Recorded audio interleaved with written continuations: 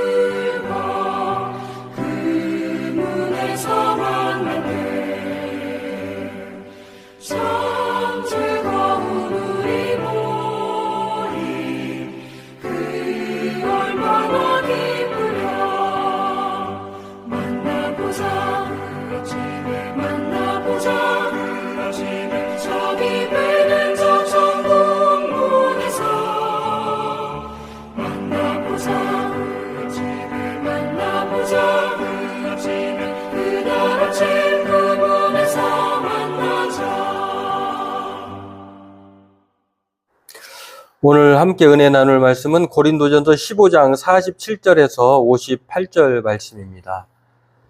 우리 함께 합독하겠습니다. 첫사람은 땅에서 났으니 흙에 속한 자이거니와 둘째 사람은 하늘에서 나셨느니라.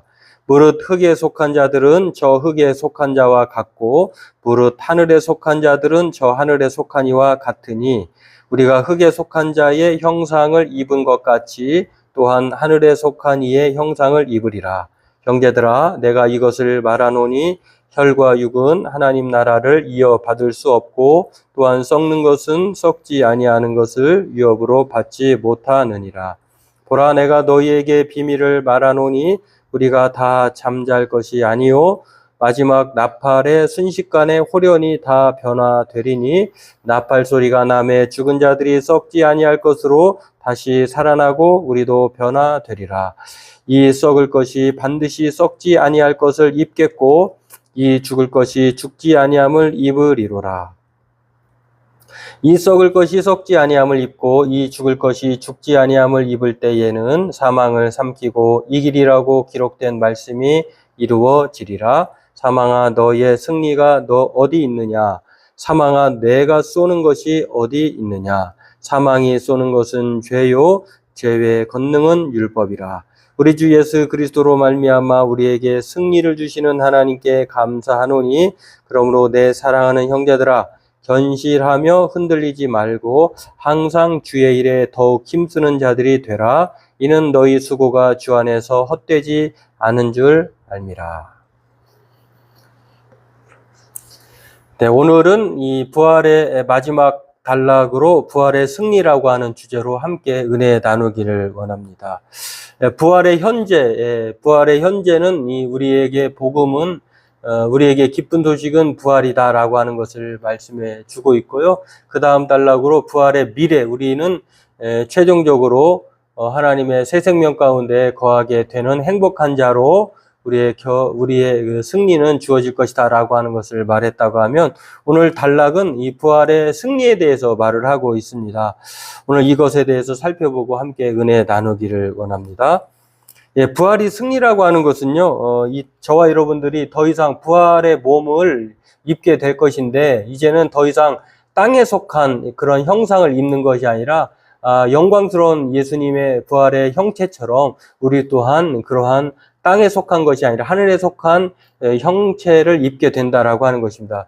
그 옷을 입는 자들만이 영원한 천국잔치에, 마치 마태복음에 청함을 받은 사람은 많지만 택함 받은 사람은 그렇게 많지 않다라고 하는, 혼인잔치에 예복을 입은 자만이 들어갈 수 있는 하늘나라의 유업을 이어받을 수 있는 유일한 사람이 바로 그러한 사람이 된다라고 하는 것에 대해서 말을 하고 있다라고 하는 것입니다. 저와 여러분들이 부활의 몸을 입게 될 것인데요, 지금 인간 이대로의 모습이 아니라 우리가 정말 상상할 수 없는 최고의 모습으로 흠없고 또한 영광스러운 누구라도 부러워하는 천사와 같은 흠모할 만한 모습으로 영광스러운 몸을 입게 된다라고 하는 것입니다. 그게 바로 이 땅에서의 그 고생과 또 수고와 또 그 연약함을 입는 그러한 흙으로 된 존재가 아니라 이제 새로운 생명 가운데에 하나님으로부터 부여받은 그러한 형상을 입게 된다. 이러한 면에서 우리에게는 부활의 승리가 우리에게 주어진다라고 하는 것이 오늘 47절에서 50절의 이야기다라고 하는 것입니다. 그래서 49절에 보면은요, 우리가 흙에 속한 자의 형상을 입은 것 같이 또한 하늘에 속한 형상을 입으리라 이렇게 말했습니다. 땅에서는 우리가 흙의 형상을 입지만 이 부활의 몸은 새 하늘과 새 땅에 들어가는 하나님의 자녀된 그러한 모습은 변화되는 모습으로 하늘의 형상을 입게 된다라고 하는 것인데요. 이것은 바로 하나님 나라를 이어받은 존재, 상속자로서의 마땅한 모습을 말을 하고 있습니다. 하나님 나라를 유업으로 받을 수 있는 사람이 이 부활의 몸을 입은 사람만이 가능하다라고 하는 것입니다. 사람들은 이 세상 사람들을 보면서 참 불쌍하다라고 하는데요. 세상에서만 불쌍한 사람이 있는 것이 아니라 그리스도 안에서, 교회 안에도 불쌍한 사람이 있다라고 하는 것입니다. 그러나 이 세상 사람들이 그러한 면에서 누가 더 불쌍한가 보면은요, 교회 안에 있으면서, 그리스도 안에 있으면서도 불쌍한 사람이 더 불쌍한 것을 알 수가 있는데요. 왜 그렇습니까? 왜 그 사람들은 세상 사람들을 향해서 왜 우리는 불쌍하다라고 얘기합니까? 이 세상의 것만을 추구하기 때문에 그렇습니다. 이 바라는 것이 이 세상 것이기 때문에 그들을 불쌍하다고 하는 것인데요.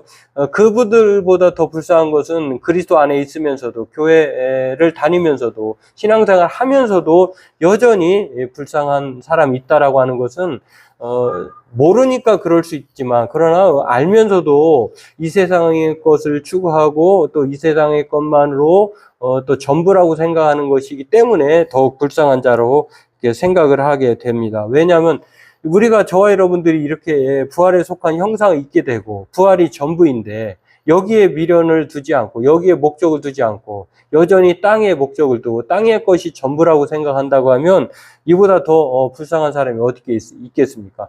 땅의 소망을 두고 사는 것이겠죠. 그렇기 때문에 하늘의 소망을 두고 사는 이 부활로 말미암아 승리를 주신 것을 망각하는 것이기 때문에 불쌍하다라고 하는 것입니다. 그래서 바울은 고린도전서 12장 19절에 우리가 지난 시간에 살펴본 말씀의 은혜대로요, 부활의 미래가 우리에게 있다라고 하는 사실을 망각하고 사는 것, 다시 살아나는 일이 없는 것이 아니라 있는데, 그럼에도 가장 행복한 자인 것을 알면서도 그것을 현실적으로 받아들이지 않기 때문에 더 불쌍한 자다라고 얘기할 수가 있겠습니다.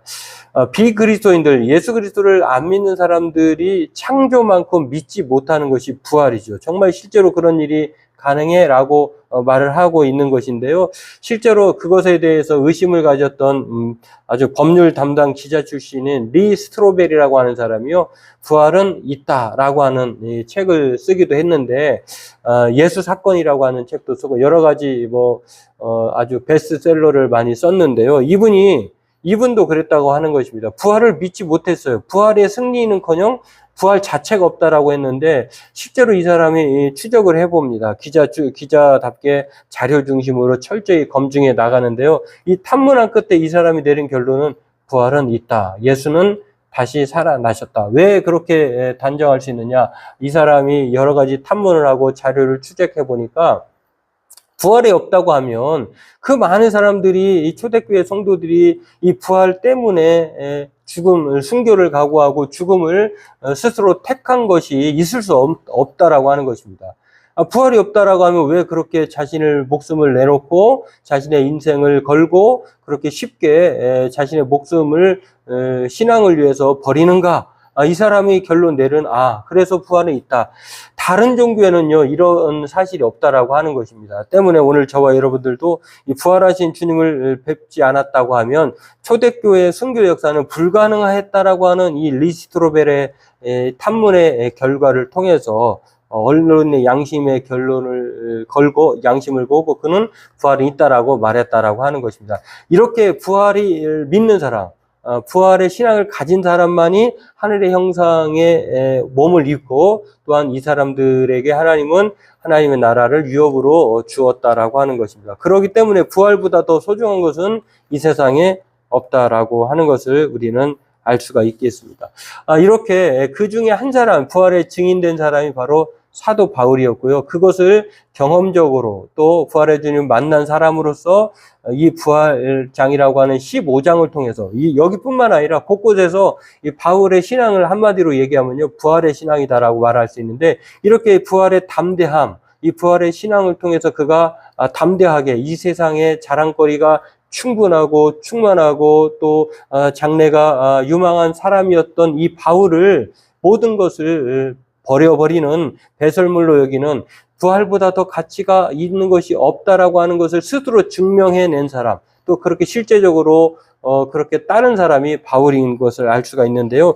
그것은 다 부활의 주님을 만나고 부활의 주님을 알고 부활의 삶이 승리라고 하는 것을 확신하기 때문에 바울은 그렇게 살았고 또한 우리들에게 이것을 전해주고 있다라고 하는 것입니다. 그런 면에서 두 번째로 부활의 승리라고 하는 면을 살펴보려고 하면은요, 이 부활의 승리인 것은 사망으로부터 승리하기 때문에다라고 하는 것입니다. 첫 번째는 우리에게 말씀하고 있는 것처럼, 부활이 우리에게 승리인 것은요, 우리가, 저와 여러분들이 이 땅의 몸을 다 벗어버리고 하나님의 영광스러운 몸에 참여하는 부활의 몸을 입는 것인 것을 첫 번째로 말한다고, 두 번째로는 저와 여러분들이 이제는 이 사망이 아니라 생명으로부터 승리하게 되는 그러한 이유가 우리에게 주어지고, 오늘 저와 여러분들 읽은 본문이 바로 그것을 말합니다. 그렇습니다. 하나님의 구원 계획을 말할 때에 우리가 보통 세 가지로 정의를 합니다. 하나님이 우리를 살리시고 승리하게 하기 위해서 우리에게 하나님이 계획하신 사건을 세 가지로 보통 단어로 요약을 하는데요. 그게 첫 번째가 칭의입니다. 우리는 다 의롭지 않은데, 마치 로마서 3장 23절에 나와 있는 것처럼 군인들이 예수를 십자가에 못 박죠. 그리고 그의 옷을 취하고 또 나누어서 그가 마치 승리한 것처럼 그렇게 약속하지만, 그러나 그것으로 끝나는 것이 아니라 칭의라고 하는, 의롭다라고 선포하는 것, 저와 여러분들이 법적으로 이렇게 지위가 관련된 용어가 이 칭의인데요. 사람들은 정죄할 수 있지만, 그러나 하나님은 우리 모든 예수 그리스도로 말미암아 믿는 자들에게 의롭다라고 인정해 주었다라고 하는 것입니다. 그것을 오늘 성경은 우리에게 칭의라고 하는 하나님의 구원 계획을 말을 하고 있고요. 두 번째는 속량인데요.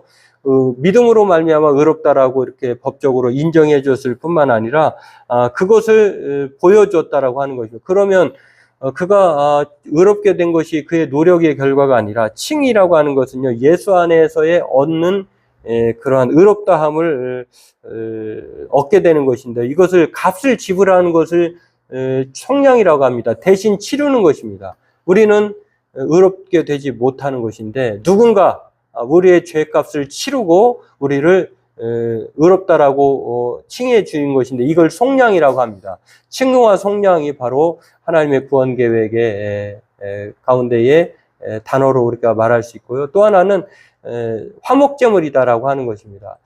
예수 그리스도가 어린 양으로서 피를 흘려 죽으심으로 말미암아 제물이 되셨기 때문에 정당한 다 지불되었다라고 하는 것을 통해서 하나님의 진노가 이 화목제물에 다 전가가 된 거죠. 충족이 된 것입니다. 그리고 화목제물 대신 그가 죽으심으로 말미암아 이게 바로 우리에게 구원이 임하였다라고 하는 하나님의 구원 계획은 바로 이 칭의, 속량, 화목제물이라고 하는 단어로 표현할 수가 있는데요. 이게 바로 하나님의 구원 계획의 아주 절대적인 사건이지만 여기에 또 빼놓을 수 없는 것이 있는데 오늘 우리가 부활이라고 하는 이 주제, 부활이 우리에게 가져다 주는 승리가 우리에게 하나님의 구원 계획에 또한 빼놓을 수 없는 그러한 주제다라고 하는 것입니다. 그렇습니다.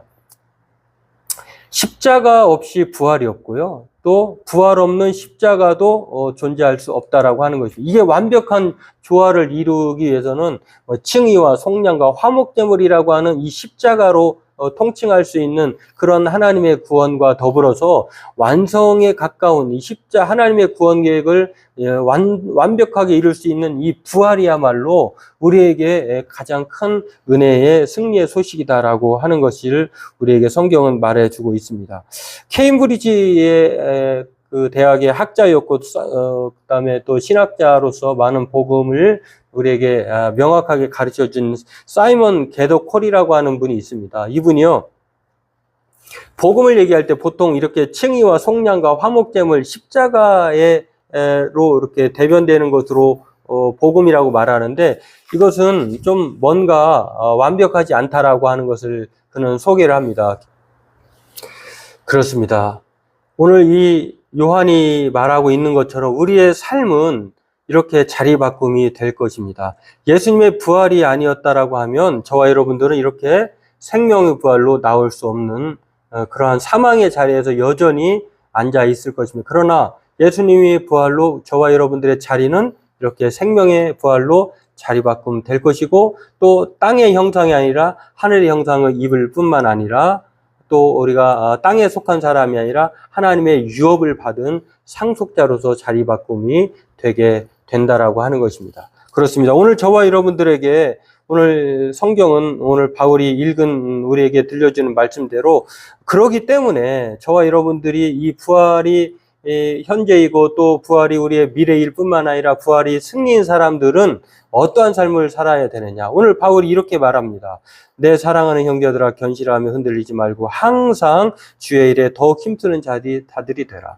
부활의 승리, 우리에게 주어진 우리의 부활의 미래, 또 우리의 부활의 현재를 우리가 살아가는 사람들에게 이러한 복음이 기쁜 소식이 우리에게 주어졌다고 하면 날마다 우리의 삶은 항상 흔들릴 필요가 없다는 것입니다. 땅에 관심과 또 시선을 둘 필요가 없고 부활의 생명이 있는 존재가 무엇이 부족하겠습니까? 때문에 저와 여러분들 항상 흔들리지 말고 견실하게 항상 주의 일에 힘쓰는 자가 되어야 할 것입니다. 그래서 바울은 오늘 우리에게 또한 이렇게 말을 합니다. 그가 죽으심은 죄에 대하여 단번에 죽으심이요 그가 살아계심은 하나님께 대하여 살아계심이라. 이와 같이 너희도 너희 자신을 죄에 대하여는 죽은 자요 그리스도 예수 안에서 하나님께 대하여는 살아있는 자로 여길지어다. 그러므로 너희는 죄가 너희 죽을 몸을 지배하지 못하게 하여 몸의 사욕을 순종하지 말고 또한 너희 지체를 불의의 무기로 죄에게 내주지 말고 오직 너희 자신을 죽은 자 가운데서 다시 살아난 자같이 하나님께 드리며 너희 지체를 의의 무기로 하나님께 드리라. 네, 그렇습니다. 이 부활이라고 하는 것은요, 단순히 우리에게 감상적으로 좋은 것이고 또 확실한 것이고 또 행복한 것이다 라고만 말하지 않습니다. 이것을 몸소 느끼며 또 그것을 행동으로 삶으로 표현할 것을 말하고 있다라고 하는 것입니다. 저와 여러분들 이 부활이 얼마나 소중한 것을 오늘 바울은 우리에게 말을 하고요. 그러한 면에서 우리는 이 부활의 승리를 얻은 자들로 항상 견실하게 흔들리지 말고 주의 일에 힘쓰는 자가 되어야 할 뿐만 아니라 우리의 몸을 다시 살아난 부활의 사람처럼 하나님께 드리는 삶을 살아야 할 것입니다. 바라기는 오늘 이 부활의 승리의 소식을 듣고 오늘을 살아가는 그리고 내일을 살아가는 저와 여러분들이 항상 부활에 대한 이 기쁜 소망을 가지고 이 믿음의 확신을 가지고 날마다 흔들지 말고 주님 오실 때까지 부활에 대한 기쁨으로 항상 하나님께 헌신하고 또 우리의 몸을 항상 하나님이 기뻐하시는 산 제사로 드리기에 부족함이 없는 주일에 힘쓰는 자로 살아가는 저와 여러분 되기를 바라겠습니다. 기도하겠습니다. 하나님, 오늘 우리에게 부활의 승리의 소식을 들려주시고 또 알게 하시니 감사합니다.